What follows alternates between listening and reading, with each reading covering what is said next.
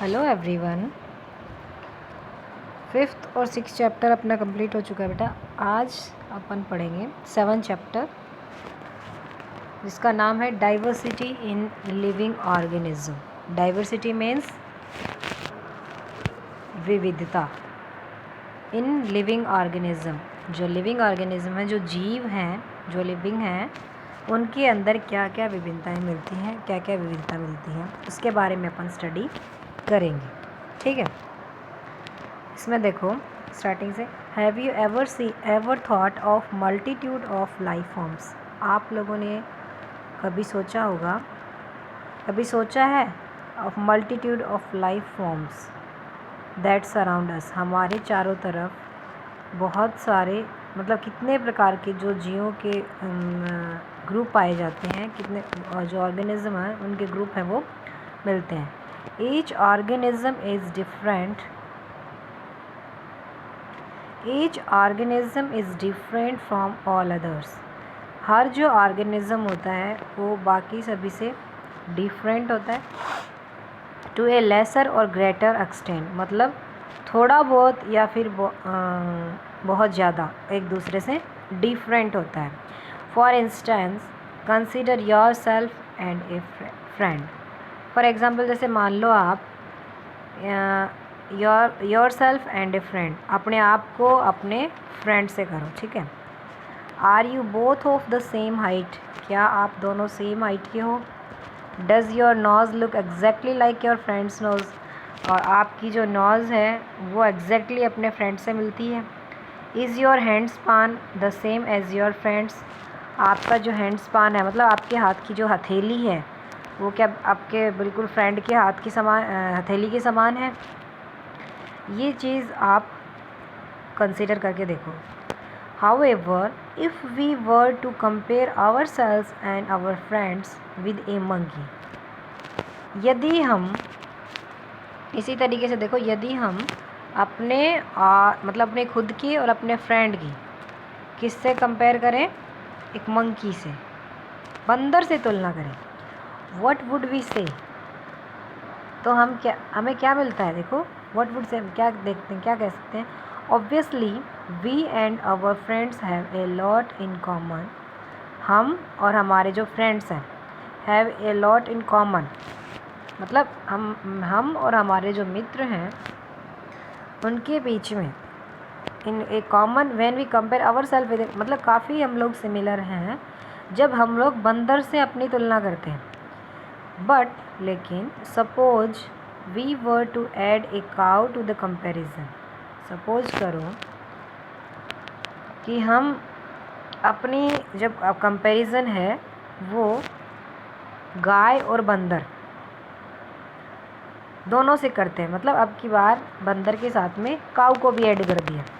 We would then think that the monkey has a lot more in common with us than with the काऊ।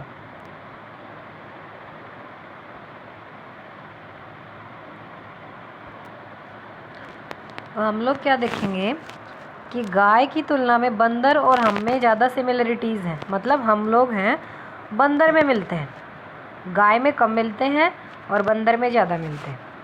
देखो इस paragraph के अंदर अपन ने क्या पढ़ा है कि स्टार्टिंग से देखो, आप सभी ने ये सब सोचा है क्या आप लोगों ने कि मतलब लाइफ की फॉर्म्स हैं, बहुत सारे लाइफ फॉर्म्स मिलती हैं हमारे चारों तरफ। हर जो ऑर्गेनिज्म है एक दूसरे से थोड़ा बहुत या बहुत ज़्यादा डिफरेंट होता है, या तो थोड़ा बहुत होगा या फिर बहुत ज़्यादा होगा। फॉर इंस्टेंस जैसे एग्जांपल दिया था कि अपन अपने फ्रेंड से अपनी कंपैरिजन करते हैं, क्या दोनों की हाइट सेम है। हो सकती है क्या दोनों की हाइट सेम? बिल्कुल नहीं हो सकती।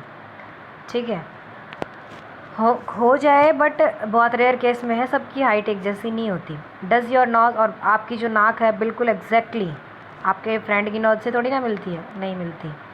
इज़ योर हैंड स्पान, और आपका जो हथेली है वो आपके फ्रेंड की हथेली से नहीं मिलती। कोई ज़रूरी नहीं है ये मिले ही। ठीक है, तो सब है वो डिफरेंट होते हैं। तो however if we were to compare, अब ये बताया कि यदि हम लोग अपना कंपेरिजन किससे करें, और फ्रेंड्स सॉरी हमारा मतलब अपना खुद का और फ्रेंड का, दोनों का कंपैरिजन किससे करें, बंदर से करें। तो क्या क्या देखेंगे अपन, मतलब हम जो हैं वो हम दोनों में मतलब हमारे और हमारे फ्रेंड में सिमिलरिटी ज़्यादा है। किसके कंपैरिजन में? बंदर के कंपैरिजन में। उसके बाद बंदर के साथ अपन ने काऊ को भी ऐड कर दिया। अब दोनों को ऐड करने के बाद हमें क्या पता चलता है कि हम में जो सिमिलरिटी हैं वो बंदर से ज़्यादा मैच करती हैं। किसके कंपैरिजन में? काऊ के कंपैरिजन में। ठीक है, ये चीज़ अपन ने इस पैराग्राफ में स्टडी करी है। ठीक है, नेक्स्ट आगे देखो, अब एक एक्टिविटी करते हैं। वी हैव हर्ड ऑफ देसी काउज एंड जर्सी काउज। हमने सुना है देसी गाय, अपने बोलते हैं ना देसी गाय और जर्सी गाय सुनी है, तो सभी ने सुनी होंगी, आप लोगों ने भी सुनी होंगी।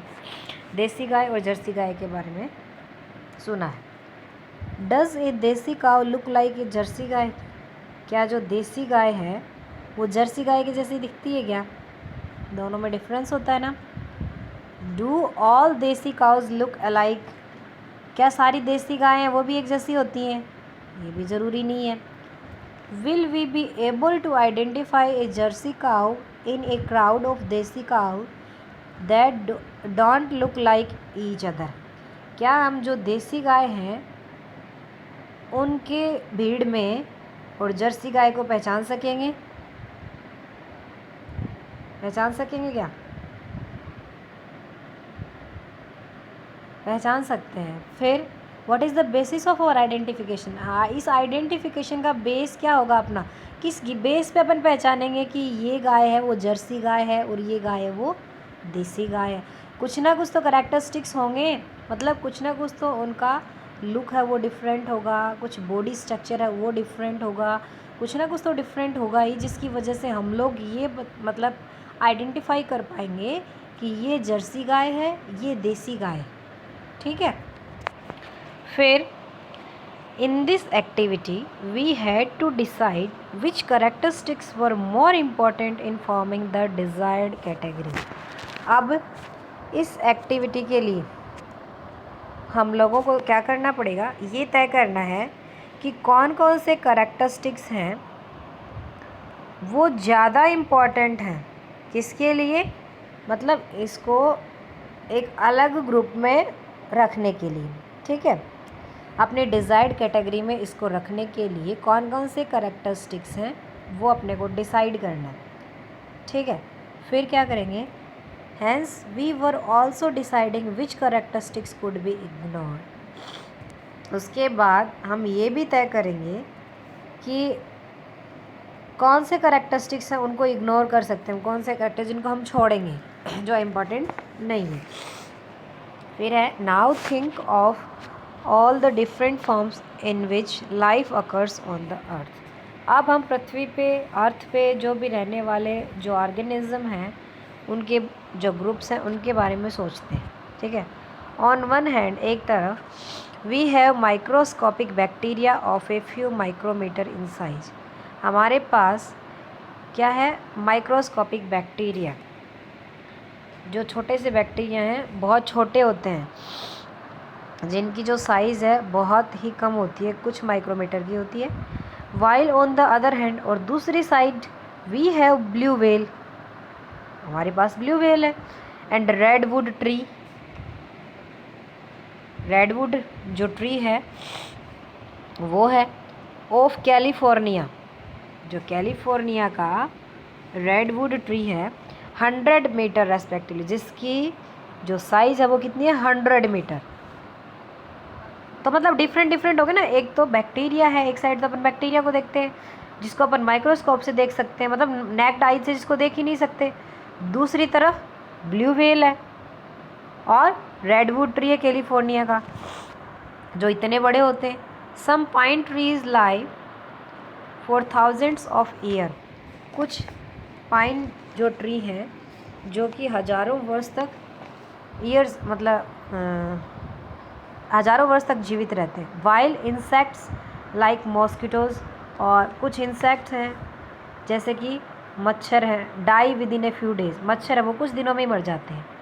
Life also ranges from colourless और even transparent forms to brightly coloured birds and flowers. जो ये लाइफ है वो क्या है, लाइफ जो है वो देखो इनमें जैसे कलरलेस ट्रांसपेरेंट वॉर्म्स जो हैं या फिर ब्राइटली कलर्ड बर्ड्स फ्लावर्स, ये सभी जो होते हैं ना, सभी के अंदर डाइवर्सिटी है वो मिलती है। ठीक है, this bewildering variety of life around us has evolved on the earth over million of years। हमारे चारों तरफ जो असीमित वैरायटी है, विभिन्नताएं जो हैं, हैज़ इवॉल्व मतलब जो विकसित हुई हैं अर्थ के ऊपर ओवर मिलियंस ऑफ ईयर, बहुत सारे साल लगे हैं उनको विकसित होने में। ठीक है, however we do not have more than a tiny fraction of this time to try and understand all these living organism. We do not have more than a tiny fraction, और हमारे पास जो है इनको जानने है more than a tiny fraction of मतलब बहुत कम टाइम है, to try and understand all these living things, इन सारी चीज़ों को समझने के लिए जानने के लिए बहुत कम समय है। So we can not look at them one by one, तो हम लोग इसीलिए वी कैन नॉट लुक हम नहीं देख सकते एट देम उनको वन बाय एक एक करके, इंस्टेड इसके बजाय we look for similarities among the organism, इसीलिए हमें ऑर्गेनिज्म में सिमिलरिटीज़ हैं उनको देखना पड़ेगा। Which will allow us to put them into different classes, जो कि इनको अलाउ करेगा डिफरेंट क्लासेस में रखने के लिए। And then study different classes for और ग्रुप्स एज ए होल, और अलग अलग क्लास में इनकी स्टडी करने के लिए, ग्रुप्स में या फिर एक साथ स्टडी करने के लिए। ठीक है, क्योंकि एक एक करके अपन इसके बारे में नहीं जान सकते, इनको नहीं देख सकते, इसीलिए हम लोगों को इसको विच विल अलाउ, जिसने अपने को अलाउ किया होगा कि इनको अलग अलग क्लासेस में अलग अलग ग्रुप में रखा जाए, उसके बाद इनके बारे में स्टडी किया जाए। In order to make relevant groups to study, मतलब इस तरीके से ग्रुप बनाने के लिए, टू स्टडी करने के लिए, ये ऐसे रेलेवेंट ग्रुप बनाने के बाद to study the variety of life forms, we need to decide which characteristic decide more fundamental difference among organism. अलग अलग ग्रुप अपन ने बना दिए, तो ग्रुप बनाने के लिए अपने को सबसे पहले किसकी ज़रूरत होती है, ये डिसाइड करना होता है कि कौन से जो करेक्टरिस्टिक्स हैं वो मोर फंडामेंटल, मतलब ज़्यादा फंडामेंटल डिफरेंस, उनमें ज़्यादा डिफरेंस, मतलब उससे ये चीज़ बिल्कुल से अलग हो रही है, एकदम से डिफरेंस हो रहा है, तो उनको अपन ज़्यादा वैरायटी देंगे, उसको ज़्यादा प्रायोरिटी देंगे अपन। ठीक है, this would create the main broad groups of organism, और ये जो है वो क्या बना देगा, मैन बड़ा ग्रुप बना देगा ऑर्गेनिज्म का। With in this group, in groups में स्मॉलर सब ग्रुप विल बी डिसाइडेड, छोटे सब ग्रुप हैं वो डिसाइड किए जाएंगे बाय लेस इम्पॉर्टेंट करेक्टरिस्टिक्स, मतलब उनके जो कम इम्पॉर्टेंट करेक्टरिस्टिक है उनके बेस पे उनको डिवाइड किया जाएगा। ठीक है, तो इस तरीके से मतलब यही है कि जो ऑर्गेनिज्म है अपनी अर्थ के ऊपर, इतने सारे ऑर्गेनिज्म हैं, उनकी स्टडी करने के लिए उनमें जो करेक्टरिस्टिक हैं उनकी सिमिलरिटी या डिसिमिलरिटी के बेस पे उनको क्लासेस में, ग्रुप्स में डिवाइड करेंगे, और उनको डिवाइड करने के बाद में ही उनकी स्टडी की जा सकती है। ठीक है, तो अब देखो what is the basis of classification. अब इस क्लासिफिकेशन का बेस क्या है, किस बेस पे क्लासीफाई करेंगे अपन ऑर्गेनिज्म को, ये अपन स्टडी करेंगे कल। आज के लिए इतना ही, थैंक यू।